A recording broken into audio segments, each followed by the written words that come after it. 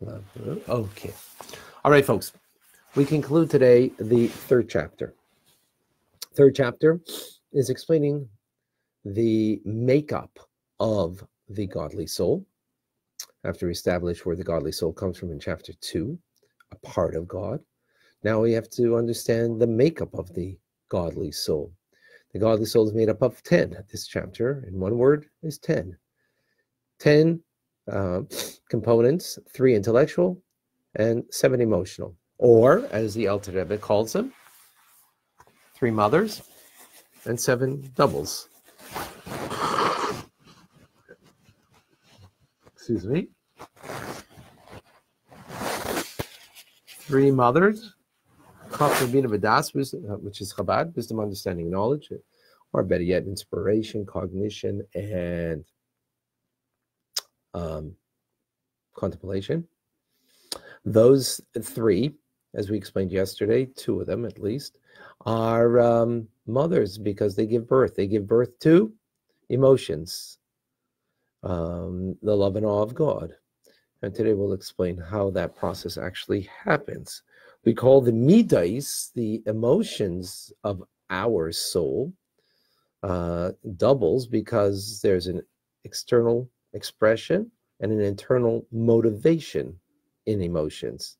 The internal aspect of love compels or brings us to do an act of chesed, of kindness. The internal sense of fear brings us to gvura, to strength, to hold back, to withdraw because of fear. Those are 2 basic emotions. So the Alter Rebbe today explains how does this work. Remember, we're talking about the godly soul over here. We're talking about not the animal soul and how it uses its mind, but how, from a godly perspective, we're using our mind. So, of course, it's going to be directed towards God.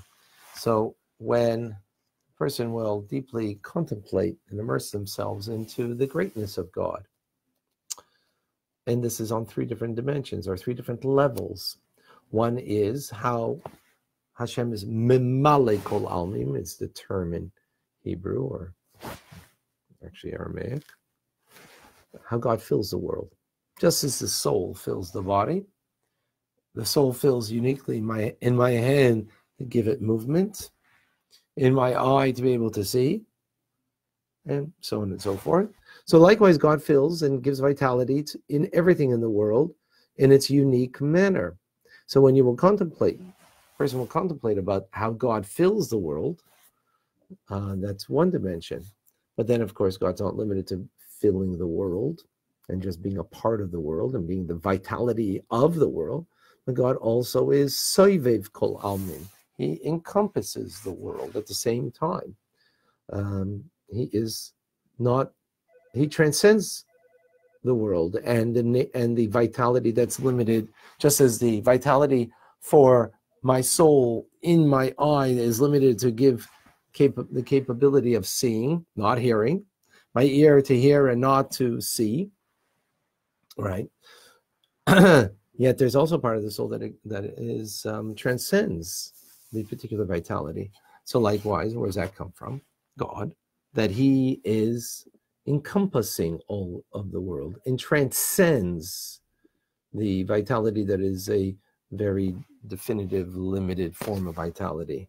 And that's an all-encompassing vitality. And that is a second, so to speak, way to contemplate and perceive God with our mind, his presence, his reality. The third is a little more difficult, that kule kame kolechshiv, that everything in his presence is considered as nothing. In other words, there is no world. There's just but him. Before he created the world, there's only him. After he creates the world, it's also only him. How do all those 3 things exist at the same time? They don't in our world, but they do in God, from God's perspective. And we can contemplate and perceive, and that's what Tanya is giving us a capability, and Chassidus and in general. It's giving us the capability of having that perception of God. Okay, so what's that going to do for us? And when we contemplate this in the deeper and the more profound, we're able to contemplate God's presence in these three dimensions, or God's reality in these three dimensions. Then the consequence is that we will awaken a sense of awe in the divine majesty of God. That will be first in our minds. There'll be a sense of awe in our minds. From there, it will then come into our heart. So that sense of awe, what will it do? It'll humble us.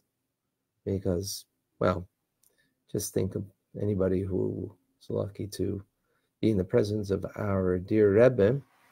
The sense of awe that produced, that a person was truly humbled before the Rebbe, or for that matter, any righteous individual, truly righteous individual. That's the example I have is the Rebbe, at least in my life, truly humbled. And from there, right, and that humbleness brings you to a sense of feeling small. Not because the Rebbe makes you feel small, not because your value is insignificant. Your being is insignificant. Your purpose is very significant. But purpose doesn't take up space. But your physical reality, sort of in a sense, there's a sense of bashfulness. There's a sense of humility in front of a great, holy, righteous individual. And that will be in the mind, primarily. But then it'll seep into the heart. There'll actually be a feeling in the heart. So I give that as a metaphor of standing before a righteous individual. And again, the righteous individual isn't making you feel small. It's your awareness of the greatness of that individual. So when you don't have that awareness, of course, it's not going to happen. And the tzaddik isn't trying to make you feel small. That's actually our job, to come to that awareness. But that's all a metaphor to understand that before God, when we are immersed in the awareness, the presence, the reality of God on the three different dimensions, how he fills the world, how he is transcendent of the world, and how there is no world before him. All three things are true at the same time, and we are immersed in that awareness that'll bring us to a sense of awe of the majesty of the greatness of God, a humility, and from that humility, that it'll then seep into our heart. And there will actually be a feeling of dread. Dread, not a bad word. You know, most people in English don't like that word. Dread of that God is awesome. When something's awesome, there's a feeling of, whoa, this is like amazing and awesome. And it's, again, seeping to the heart of dread. Okay? That's only one feeling. And that'll be the first feeling, because there will be a sense of awe that brings it, again, into the heart. From that sense of awe, that there's a real feeling in the heart, then you'll also come to a love for God. Both things come together, by the way. In other words, it'll give birth from that awareness. Now we understand what it means a mother. A mother's giving birth. The intelligence is giving birth to a feeling in the heart. And it'll also give us a love for God, meaning that the heart will glow with an intense love like fiery flames of a passion and desire, a longing and a yearning of the soul, to such a degree that it can bring to kalais hanefesh, which means expiring of the soul. The soul is ready to remove itself from its being, because the awareness is brought to such a fiery, passionate love for God, which the heart is the element of fire, a warm heart, the concept of fire, to such a degree that it can bring to kalais hanefesh, to expiring of the soul, that the soul feels such a bond and a closeness to God. And if it were not for the element of water that's moisture in the mind, in the brain, right? There's moisture, it's cool. And we kind of would cease, out of that love. Now, it's very lofty. People would come to that kind of level of devotion, but this is the concept we're talking about. You have the godly soul. Now, so what we have over here then is, and we've explained till now, or yesterday's class, not today, Chachma and Bina, how they provide the intelligence. Chachma is the seed of knowledge, the seedling, and then Bina is the development of it, right? Just a mother and a father. Father gives the seed, the semen. The mother develops it in the full fetus. So the likewise here is in an idea of an awareness of God, the reality of Him, again, clothed in this, found eminent in this world, transcendent in this world, and that there is no world. All three dimensions, having that awareness, that immense contemplation will bring us to a sense of awe in the mind, and then a sense of awesomeness and love of God that will be reflected in our heart, as we just explained. But what we didn't explain is Das, the third element in the intelligence that is also a mother that's giving birth, because it is Chachma bin V'das, Chabad, that is responsible for feeding the heart and illuminating it and giving it the sense of a real feeling of love and awe of God. Where does Das fit in? Because we haven't explained it. So the Alter Rebbe explains that the word Das comes from, etymologically, from the word Adam Yadas Chava, that Adam knew Eve. It means about having relations, intimate relations. How's that about knowing? Because through intimate relations, you know the other in an intimate, real way. It becomes deeper and more profound. It's not just an idea, but it is a true bonding. And that's the idea of a knowledge that's bonding. What do I mean by that? The metaphor I always give is of a doctor who knows in Chachma and Bina so well the ills of smoking, or the ills of other, bad behavior, and yet smokes a cigarette, or perhaps what in some places might be an illegal drug, in some places it might be even legal, but smokes, and even knows that not intimately rather, but intellectually in Chachma and Bina, knows how bad it is. So what's missing? Why would such a doctor do such a thing? Very simply, because he didn't bond and connect with it. It did not filter from the mind and come through the neck to filter to connect to the heart. That's what Das does. Das makes the thing so real to the individual, that you actually have a sense of it and the feeling of it in your heart. Because if you only know it intellectually and it's just an idea floating in your mind, it doesn't come to your heart, then it will not mold and shape and give you a feeling of love and awe, right? So when it comes to a negative behavior, that, refrain, hold back from engaging, because of the understanding that has come through Das to connect to it. And that's what's missing in our world. We're an information age. So we have a lot of Bina. We have some wisdom, some ingenuity, some inspirational ingenuity. Not so much, but some. We have a lot of information that's just at our fingertips on the phone, that we can just go to Rabbi Google and get all the information.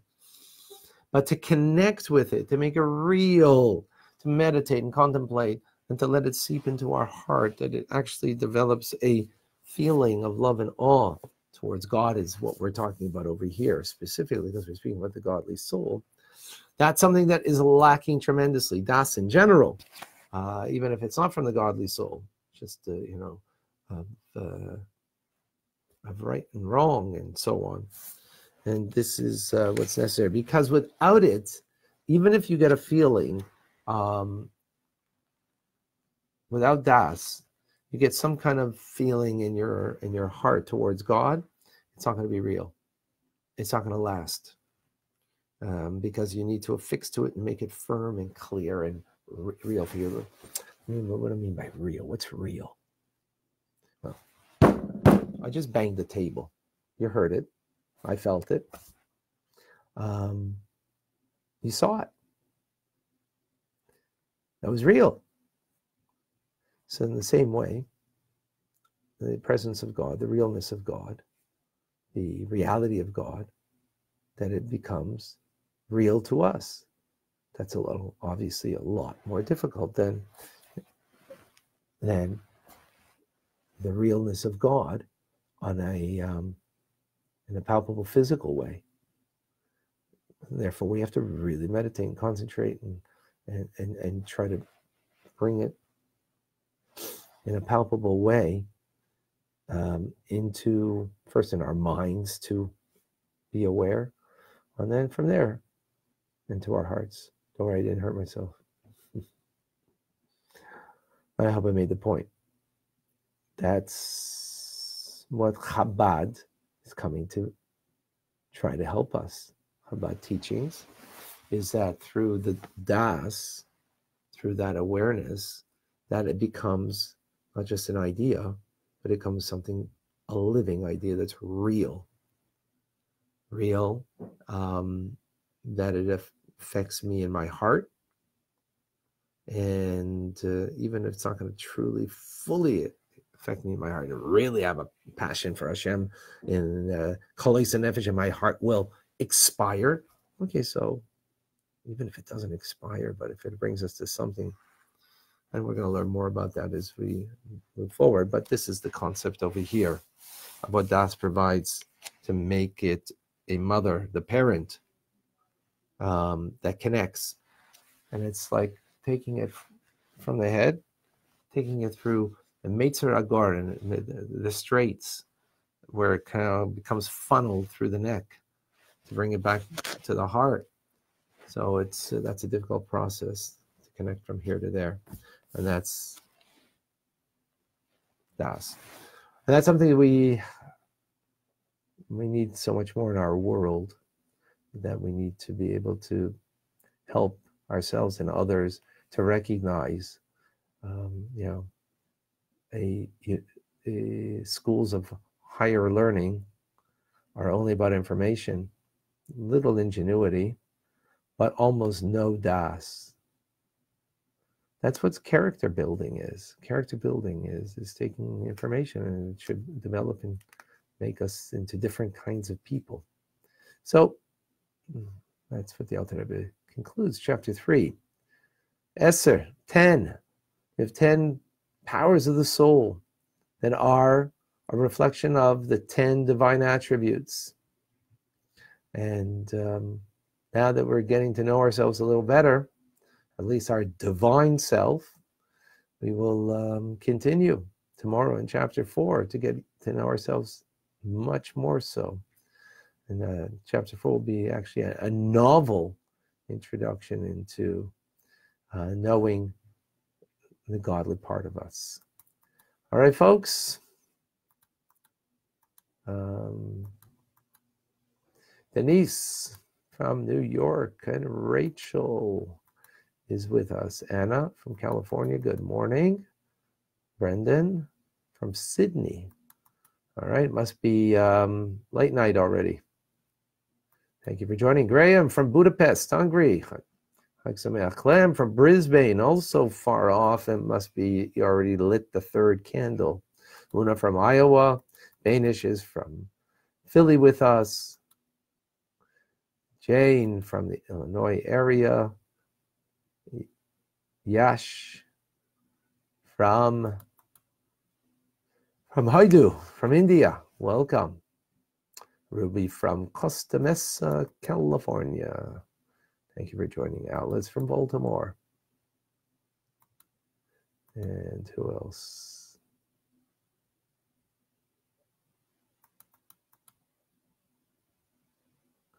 Clifford, shalom. Linda from Nebraska, good morning. John from Jupiter, Florida is with us. Lily from Estonia.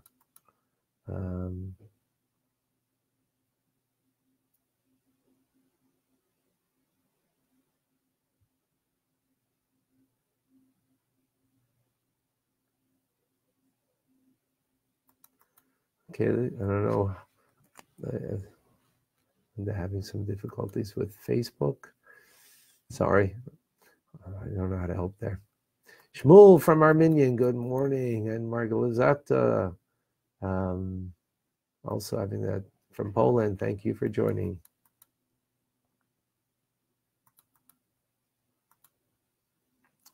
Who else is here? Joshua from Williamsburg, Brooklyn. And Yirmiyah. Fear of Hashem is not a bad thing. We're not talking about fear of punishment. And that's, thank you for bringing that up. It's not about a fear of punishment. It's a fear of the realness of God. Right? Just like, well, we'll learn later in chapter 41, when someone's in the room and and their presence is there, you act differently than if no one is in the room. That's called fear, right? Fear of the presence of someone. So here we're talking much deeper idea than just fear of presence. We'll get into that later. Here we're talking about contemplating and thinking about and making it real, God real to you. As we said, in 3 different dimensions, filling the world, transcending the world, and ultimately that there is no world. Okay, how do you contemplate those things? Well, we'll learn a lot of Chassidus. I'm in the midst of trying to do that myself because it's not an easy thing. But the more we have that awareness and the more we contemplate it, and the more it feeds our, of course, we're going to have a sense of the awesomeness of God's majesty, and then a desire to get close. So that'll be the love and fear. That's a wonderful thing, if we can accomplish that. Julie from Cape Coral, Florida. Lou from Yardley, Pennsylvania. Boker Tov. Patricia. And thank you for joining. Yirmiyah. Asking a question. Das and Kesser are essentially the same thing. When one intense versus the other canceled out, right? I'm not sure how to explain it. I hope so. They're not the same thing, but they do come as a middle, on the middle connecting. Das is a power that comes from Kesser, but it isn't Kesser. Kesser is will and pleasure, 2 different dimensions in Kesser. So they're connected, but not the same thing, not precisely. Leora, thank you.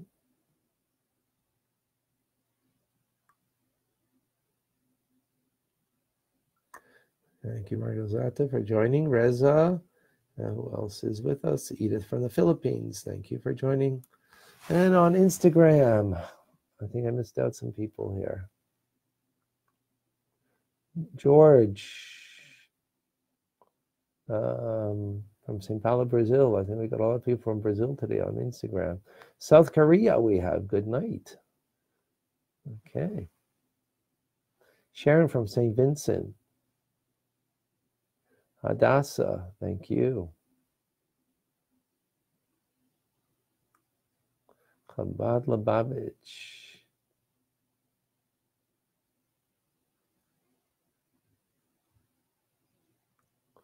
Thank you, everybody. Yehuda, Rab from Uzbekistan. Oh, wonderful. Someone from New York. All right, folks. Sharing is caring. Please share the author of his teachings with others. Wishing everybody a wonderful day, a beautiful Chag Sameach, happy Hanukkah, Freilich Hanukkah. The lights of the menorah should illuminate our lives. That light of the menorah is the light of the soul, that we, for the soul teachings of Tanya and Chassidus, will illuminate our lives, and that we will change the world for good. When you share, you help change the world for good. Share is a physical thing of clicking to share, and it's also a spiritual thing that when you take what you learned today and share it with another, you light your menorah physically, which we have to do, and you have to also take the spirit of the teachings to illuminate another person's life. So please do that. And have a wonderful day, and a freilichen happy Hanukkah.